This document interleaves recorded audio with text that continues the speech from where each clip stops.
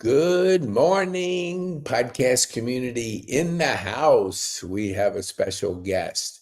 He's come over, he's traveled the traffic at Kennesaw, and he's made it successfully through the traffic, and he's here in our studio.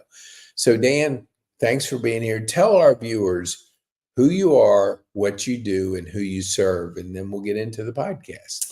Hey, definitely. First of all, I want to say thank you for having me. It's always an honor to be able to talk about Alzheimer's disease, tell my story. But as you mentioned, Dan Phillips, I work with the Alzheimer's Association, the Georgia chapter.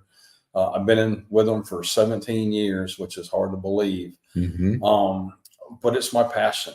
I feel like, and I was told, if you do something you love, you never work a day in your life. Totally. And that's what I get to do. So fundraising for the Alzheimer's Association. Most of those years were down in South Georgia. And then January of 2020, I moved to the North Georgia service area. I live in Woodstock, Georgia. And for most of those years, I was in charge of the Walk to End Alzheimer's. And then January of this year, I took over the Longest Day program. I was at an event, our Cobb Senior Services niche.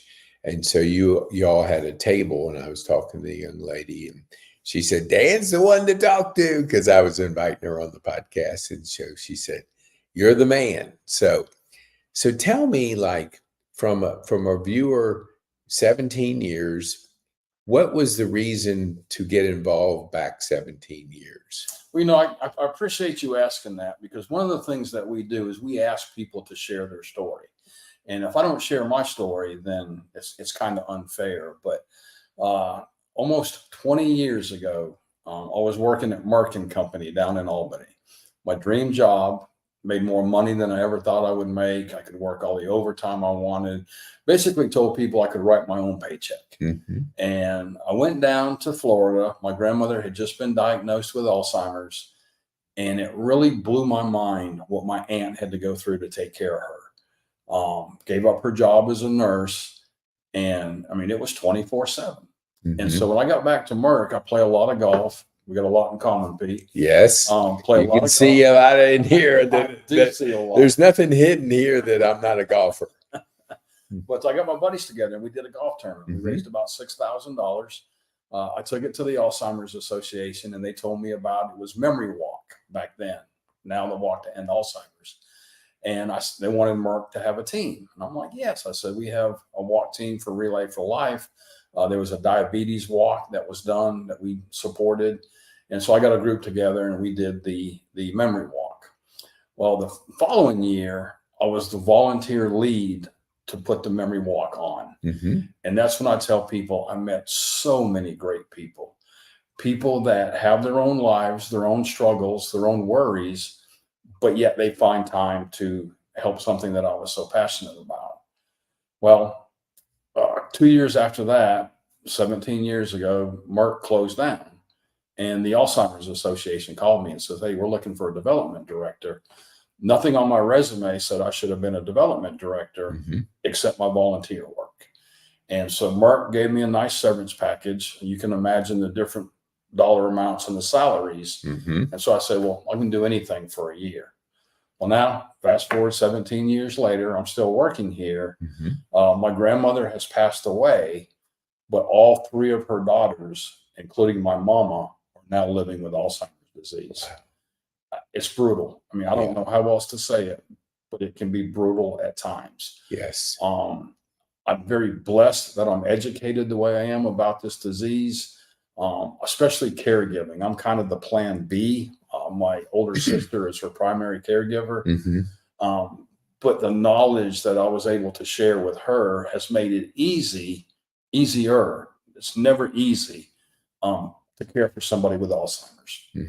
And again, I was talking to you, Pete, earlier, and I was like, I don't feel like I work a day in my life, because every day I get to share my story. I get to talk to people who are going through the same thing that I am.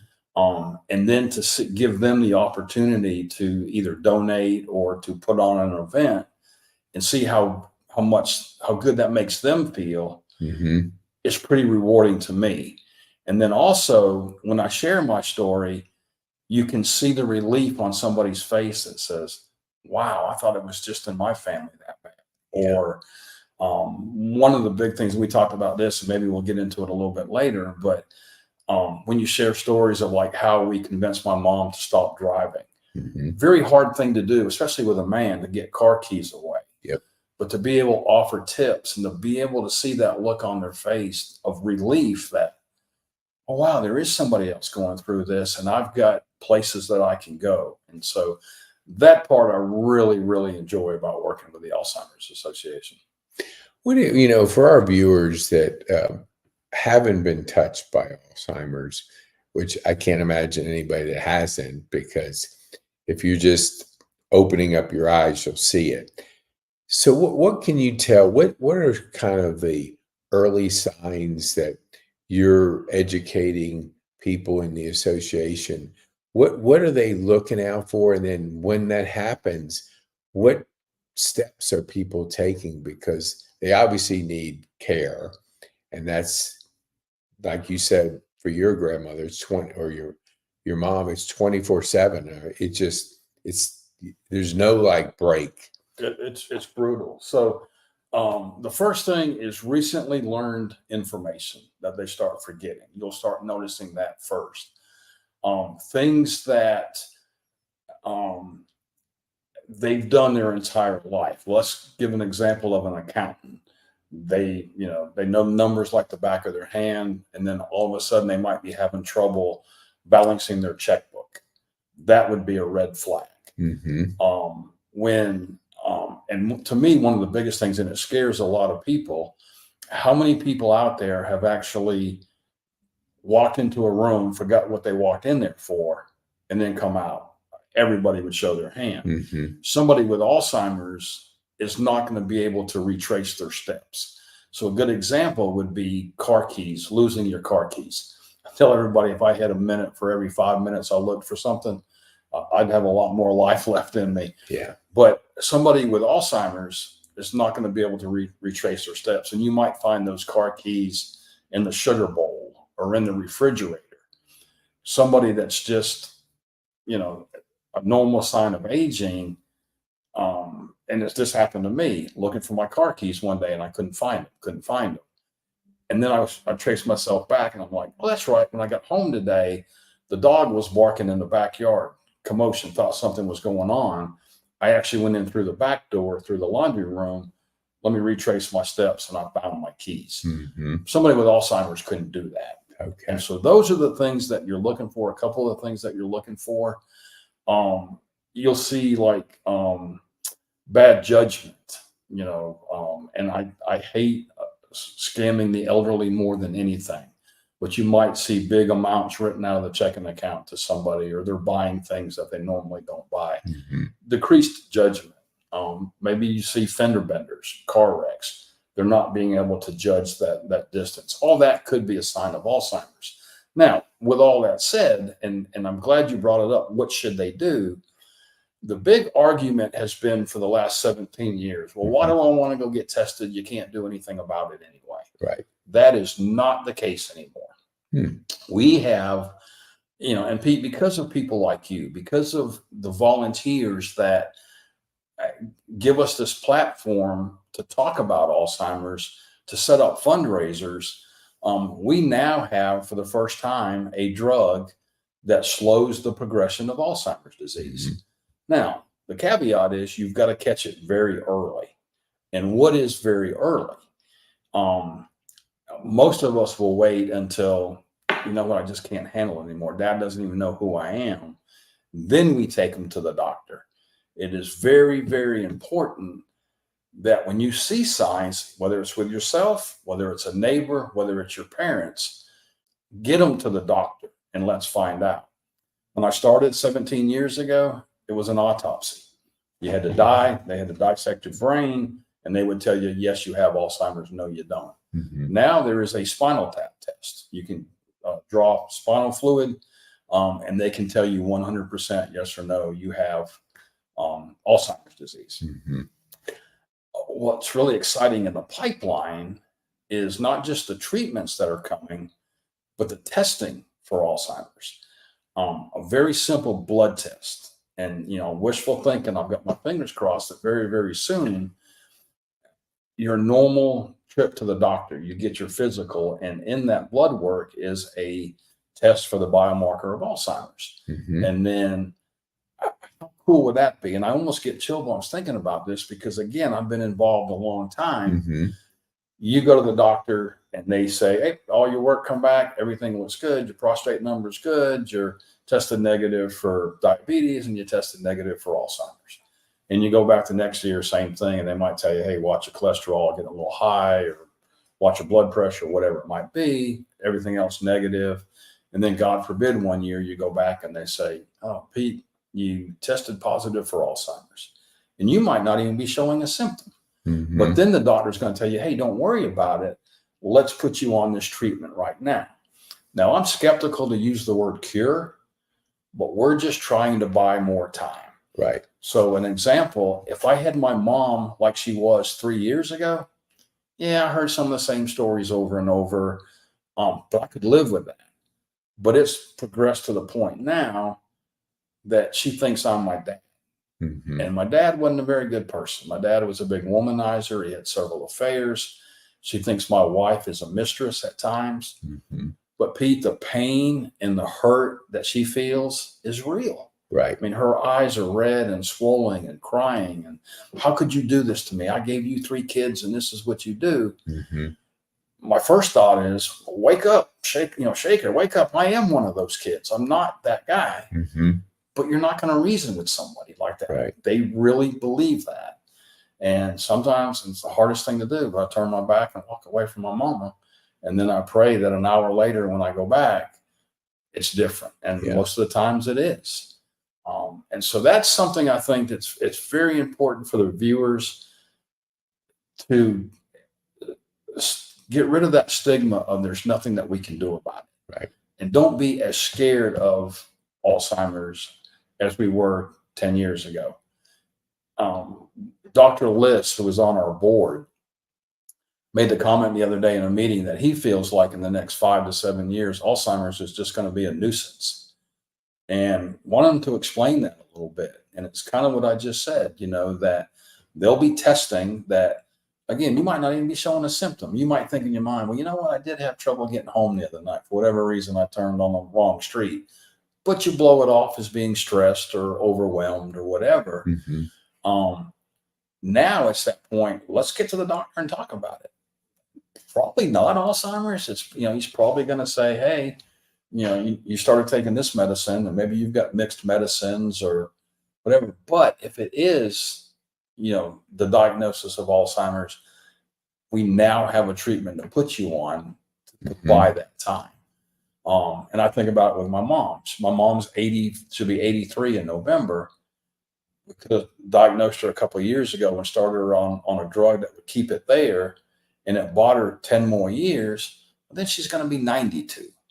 And there's no telling what else might shut down between that time. So again, we're in the treatments that we're seeing, we just want to buy more time. And think about it. If you had 10 more years with your loved one, with your parents, that would be a blessing.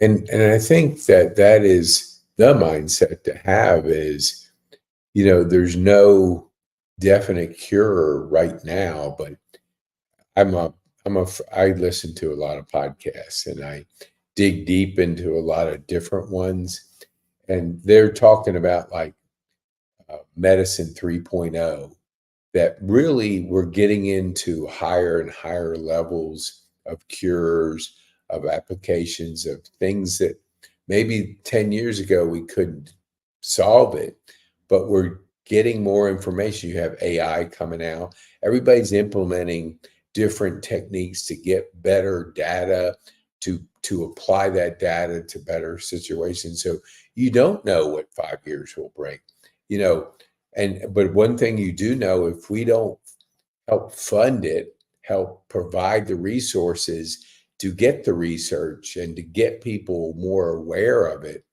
then we're not going to be ready when people hit that early stages. Because the earlier that you can identify it, the better in anything, whether it's Without a doubt. cancer, whether it's, anything. Early diagnosis is everything. So what would you say, like, I know we talked about it earlier, there's no like, okay, here's a pamphlet, this is what's going to happen. I mean, everybody's different. Every situation's different. So a person does see these early signs. Are they going to their doctor and asking for, a testing? Is that cognitive test? I okay? think we want that done. One thing I do want to say, we have the Alzheimer's Association. We have a 24/7 helpline number. Okay. That number is 800-272-3900. Mm-hmm. And if we can put it in the comments, that would be pretty good as well too. But 800-272-39 or 800-272-3900. 24 hours a day, 7 days a week, you're going to get a trained counselor on the other line. And you tell them what you're going through. Mm-hmm. We've had calls that were, hey, I just got back from the doctor. They said my dad had Alzheimer's. I have no idea what to do. We've had other people that's called that helpline that know as much about Alzheimer's as I do, and they just had a bad day and they just want to vent to somebody. Mm-hmm. And that's numbers used for that as well too. And then you're able, if you're looking for resources like education, support groups, clinical trials, all that can be answered by the helpline counselor, and they can get, wherever you call from, they'll be able to connect you with those resources in your area. And tell me that number one more time, and I'll get it up on the screen. 800 Okay. 272 Okay. 3900. And if your loved one does get the diagnosis, education is the key. It's tougher on the caregiver. If you look at the statistics, the caregivers go down first, go faster than the person actually with the disease. Mm-hmm. Education is the key. My aunt didn't have that at first, and she was trying to make my grandmother, her mama, remember. Well, you remember, you had 3 kids and they had kids. They don't remember that at that time. And so what I've always told everybody, and one of the best ways I heard it too, you've got to get into their world, right? Mm-hmm. If they tell you the sky's red, it's the prettiest red you ever seen. Mm-hmm. And the way I explained it, and I laugh about it, somebody said, if they're in Disney World, you just put on your ears and have a magical day. Yeah. And get into that world. What I didn't realize with my mom, what if that world is pain and hurt and sorrow? And that's when I just have to turn my back and walk away. And it's the hardest thing to do. But I'm not going to stand there and argue with her. I'm not going to talk louder thinking that she's going to remember who I am. I'm not going to try to explain. It just doesn't resonate with her. But then again, an hour later, something might trigger where it gets the brain working. Mm-hmm. Where our big joke was, I have 4 sisters and myself. And I try to get my mom to say that I was the favorite. And she'll joke and say, well, you're my favorite son. And so a lot of times that is what triggers her to get back to me is I'm your favorite son. Don't try to tell her my name. Don't try to tell her who my sisters are, when she had me, that type of thing. I go to that favorite son part, and sometimes she'll snap out of it. Sometimes she won't. But the point being that I'm trying to make with all this is educate yourself as a caregiver. Mm-hmm. We use the word redirect, little white lie sometimes even. But that is better than, and the example, I'll put it this way. My grandmother lost a dog, had a dog forever. Dog passed away. They had a big funeral in the backyard. This was right around Grammy's diagnosis, a few months later. And she asked my aunt where the dog was. And my aunt said the first time, well, Mama, you remember, said Bobo passed away.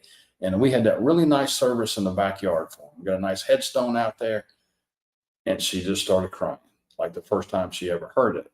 And so it didn't take my aunt long, the very next day, or later that day even, ask where the dog was.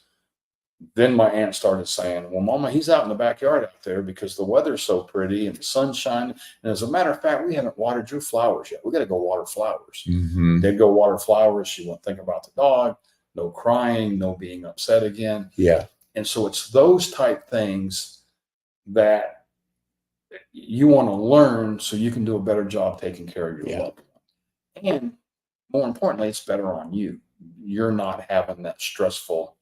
And then the other thing I say too is we've all made that promise to our parents, right? Mom, I'm going to take care of you for the rest of my life. Nothing's going to happen. But when we make those promises, none of us know about Alzheimer's or other things that affect the elderly. And so they have there's this perception that, well, if I take my mom to an assisted living, I'm giving up on her. I don't love her as much as I used to. That is so not the case. Mm-hmm. You're doing that for your mom, not to your mom. Right. And because the number one thing is what? We got to keep them safe. Right? Yes. That's where they're going to be safe. Mm-hmm. You can go check on her every day. You can go in the middle of the night. You can get her and take her out and do things. But it allows you to spend husband-wife time, or in my case, mother-son time, instead of patient-caregiver time. Mm-hmm. And so that's, if nothing else for people listening today, if you're in that role of a caregiver, know you got to take care of yourself first. Yeah. Hardest thing to do, selfish. But even on the airplane, what do they tell you? If we lose oxygen you first, yes, then the one you love. And that's what we're asking caregivers to take care of themselves. And, to that point, and I have seen that in my brief experience with senior living, say maybe just almost 2 years. And I see a lot of the caregivers really neglect their health. And that is such a good analogy, is you take care of yourself so you can take care of others. And the minute you shift it to others first, just like the oxygen mask, what happens? You don't have it. You're not going to make it. That's why they tell you, put it on you first, then your passenger. So that is good. I'm glad you brought that up for our caregivers to really make sure they're healthy. They're not overdoing it, because if you do, your health will be affected. I went to our leadership conference, and the guy was telling the story, and of course he was crying.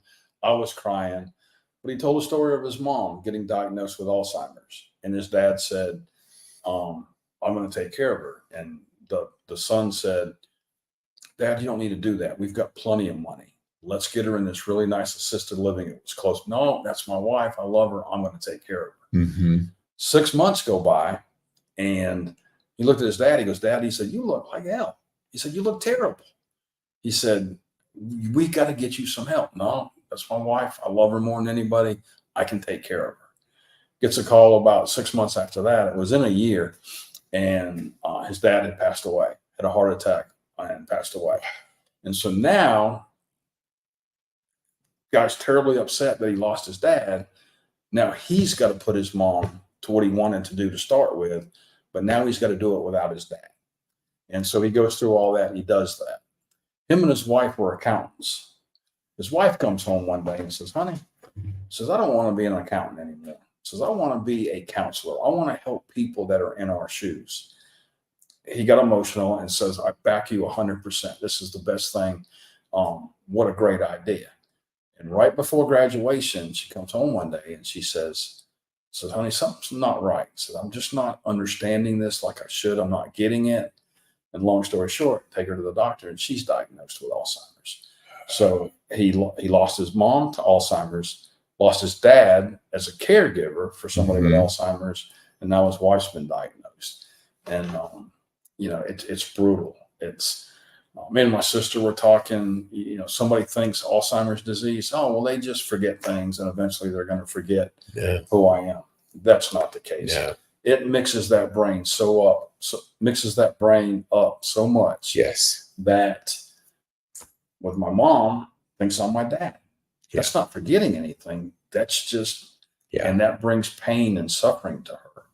And that happens all over. Yeah. And you mentioned it earlier, and I think I kind of got off subject, but when you've seen one Alzheimer's patient, you've seen just one. Yeah. Because the next one you see is going to be acting different. Yes. We talked earlier about you see some that are combative and mean and get violent. Not the case with my mom. My mom's as sweet as she can be. But when she thinks my wife is a mistress, I don't care how many good meals that my wife has cooked her, desserts, walks that they go on. That's a canyon you're not going to get over. You're not going to get over. So that's different with my mom. My grandmother, and we thought it was kind of funny. We have no idea why, but my grandmother went through a spell where every man that came around, she'd ask her daughter, my aunt, now, have I slept with him before?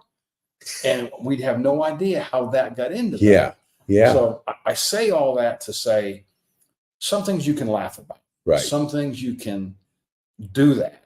Really, you're laughing to keep from crying. You're not laughing at them. You're laughing with them. And I'll tell a couple other stories about my mom. I think it's funny as all get out. She swears up and down about 6 months ago, she had 2 colonoscopies back to back, one on a Friday, one on a Saturday.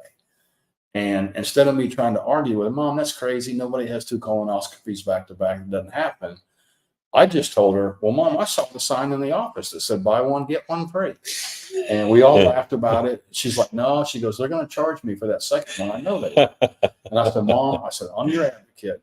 I said, I will make sure when that bill comes in that, hey, we saw the sign, buy one, get one free. And it's perfect. Yes. I mean, it gives us something to laugh about, to keep from crying. Yes. Not laughing at her, but not trying to make her feel bad. And Mama, that's crazy. So that is good. I mean, I think that's good for our viewers to hear that, you know, for our people that are by the book, truth, got to say the truth. You have to look at it completely different. And if you don't, then you not only your loved one that's in the early stages is going to be going through a difficult transition. You're going to be in it too. I mean, so you have 2 of them. Think about it if you had to argue every day.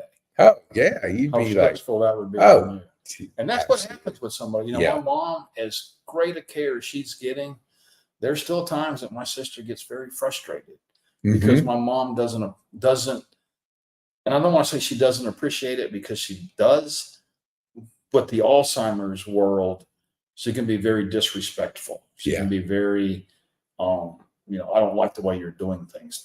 But that's not my mama. And we know that as kids. That's the disease talking. That's not my mama.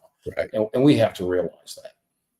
That is awesome. Now, I do want you, I'm going to put you on the spot. I told you before we started I wouldn't do any 60 minutes capture, try to get you to say things that you're not prepared to say. But I know we want to get into the longest day. And I would love you to come back and really tell our viewers how they can participate and go into a little bit of the thinking behind the longest day. So the longest day is. But I want you to do it another podcast. That's what, that was my setup. I got you. Because I want our viewers just a chance to get to know you. Gotcha. And I want to, you know, absolutely come back as many times as we can because education is everything. And the more, and I believe too that what we see today is going to be different in 5 years. Yep. We're seeing advancements like we've never seen. And there's a book right on my back corner because I when I had my stroke, I lost this side. I have to start repairing places of the brain because, you know, the neuroplasticity, you know, our brain is something we hardly know that much about the brain. Complex. It is. It's like we're just starting to discover because we can't, you know, a muscle, I can show you my muscle, but brain, we don't know what goes on in this. So we're finding out more and more about how the brain's working. So in 5 years, it's going to be completely different than today. But we have to accept today as being our opportunity to educate people, knowing how to help. Because if you've been touched by it, you want to support it because you know how horrible it is when this brain just goes in a different direction that you're not familiar with, not only for yourself, but for your loved ones. Agree So with you 100%. would you tell our viewers how they can get a hold of you right now? And we'll get into that longest yard at our next podcast. The longest day. Yeah. Longest day. So, Longest yard. That is a movie, but it's the longest, different, totally different. Yes, exactly. Great movie, by the way, but totally different. But yeah, so the best way to reach me, you can see the number on the screen, 404-728-6062. Like about that number, that's my office number, but it also rolls over to my cell phone right here. Mhm. And I carry this thing 24/7. I am passionate about this cause. I'll answer it at nighttime. I'll answer it early in the morning. And then by email as well too. So it's my first initial and my last name. So D Phillips @alz.org. Awesome. Again, I cannot stress enough how important it is to talk to people about this. Yeah. You're not in it by yourself. Yes. If you think you don't know anybody dealing with Alzheimer's, just go out and ask. Yeah. I promise you do. And we can help each other. The Mhm. caregivers can help each other. Why should somebody else go through taking car keys away from daddy when we've heard some good stories about disabling the car, taking a spark plug Mhm. out of it. Yeah. And then offering to give that person a ride themselves. One of the other ones too, and again, somebody thought it was like the only one. Their mom kept getting out the front door and they didn't know what else to do. They couldn't stop it. Someone said, well, put a lock up high where she can't reach it. No, we've got kids in the house. They need to go in and out that door. Somebody in a support group says, hey, we put this big black round rug in front of our door. My mom thought it was a hole, didn't want to step in it, and never went to the front door again. Ooh. It's little things like Yes. that. I'm worried about my mom cooking. And then you Mhm. hear folks say, well, you can buy these locks that go over where they can't turn the stove on, or they can't turn the back burners on maybe first. They can only work with the front burners. And then eventually you lock it all up. But people don't know about those things. And they think they're the only one whose mom is burning food or going to catch the house on fire. When it's not the case. Your next door neighbor is probably going through that, or their sister is going through that or something. And so talk about it Mhm. again. And we've broken that stigma, I think, or we're breaking it. It's nothing to be ashamed of. Mhm. It's no worse than cancer. It's no worse than heart disease. It is a disease. And if we talk about it, people are going to throw money at it. We're going to find these treatments, and then eventually we're going to find the cure.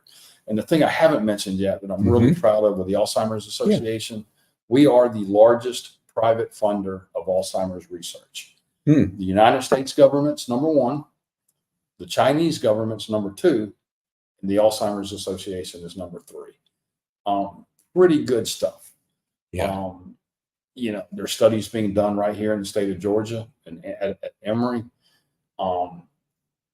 And so it's there. It's right on the edge. Still a lot of work to be done. Mhm. Once we get this treatment, whether it's an infusion, whatever it might be, Yeah. how do we make sure everybody has access to that? The state it's not just Atlanta. There's some very rural counties that. How do we get those folks to know that there is treatment? Right. And then how do we get them to that treatment? And that's going to be the big fight over the years. And that's going to take obviously more funding, Mhm. more education. But again, the things that we do, fundraising events, between the longest day and the walk and Alzheimer's, people love to give. Yes. I mean, they know they're making a difference. Yes. So much opportunity here, and I can't wait to get into it. Well, we're going to definitely have you back, and we'll be able to do it from Woodstock. So that will give us a better opportunity to bring you to our viewers so they can learn more about how we are raising funds, what we're doing, how they can participate. And the 800 numbers on the line on the screen too. It's 1-800-272-3900 for our Spotify listeners that are just doing it through audio. So Dan, thank you so much for being on the podcast. What would be the one thing you would want our viewers to take home from our time on this podcast? Education is the key. Learn as much as you can about this disease. Learn the ways to help your loved one. Yeah. Not arguing with them. Those education. And then I think 1B maybe is talk to your doctor about it, whether it's yourself or whether it's a loved one. Don't have that attitude of, well, no reason to find out. There's nothing you can do about it anyway. Right. There is things we can do. Yeah. And even that there's preventative things that we can do. So now we always thought that, well, exercise, good eating, that helps your lungs, your heart, also helps your brain as well too. And that stuff's been scientifically proven now. Right. And so find out about the preventative stuff. Yeah. You know, the old use it or lose it, you know, the crossword puzzles, the word search, going for walks, watching what you're eating. Right. All those things play a part in it. Yes. And if I could leave something with anybody, is that's what we need to do. Educate ourselves and take care of ourselves. And if we do that, it's not going to say that you're not going to develop Alzheimer's disease, but it's going to give you a better chance. Yeah. And that's what we're asking for. And I'm glad you brought that up, because environment does have a lot to do with how we can take care of our brain. And, you know, I encourage all our viewers, do your own research, get out there, get educated, find out as much as you can, because we are into an era where we're getting more breakthroughs in different, you know, areas of our healthcare system. So, you know, don't go by the old thing like, there's nothing I can do. And that's, I've heard that before. Yeah. Yes, that's totally a myth, and it's not accurate. Might have been 30 years ago, but it certainly isn't today. You know, and even if it's progressed as far where they, you know, you don't qualify for one of those drugs, and it's probably not going to help. What it's still going to do is get your family on the same page. Yeah. This was a struggle that we had. And I work with the Alzheimer's Association, but I had a couple of sisters that were, well, mom's always been scatterbrained. You know, mom never was. That's different. Mom thinks I'm my dad. That's not normal aging. That's not mom being scatterbrained. So true. There's something else going on. Right. And so even, you know, our family needed more education on, oh, wow, that is a sign of Alzheimer's disease. And then right after that, they would read more about the advancements that's being made and, you know, the resources that are out there. But you get your family on the same page, then you can start getting the finances in order. You can, you know, is mom going to go to an assisted living? Is it, you know, does she have the money for that? Is it going to be, do we want her to stay with us, you know, age in place? We started talking about all of that 3 years ago, when 3 years and 1 day ago, mom's scatterbrained, you know, mom. But once that diagnosis was there, then it opened up our eyes to say, so that's, you know, again, don't be ashamed of it. Don't, I've seen so much change in the last 15 years. I mean, you would have thought we'd set up a table at the big fair down in Albany, for example, and people would see Alzheimer's and they would just kind of go the other way. They didn't want to even be associated with it. Not seeing that as much anymore, because they are hearing these stories on TV of the excitement of what the pipeline might hold. That is awesome. Well, Dan, thank you so much for taking the time to be with us in our studio here at Overture. And we appreciate it. And we'll have you back to talk more about ways that we can participate and help you out. Okay. Great idea. I appreciate association. Appreciate it.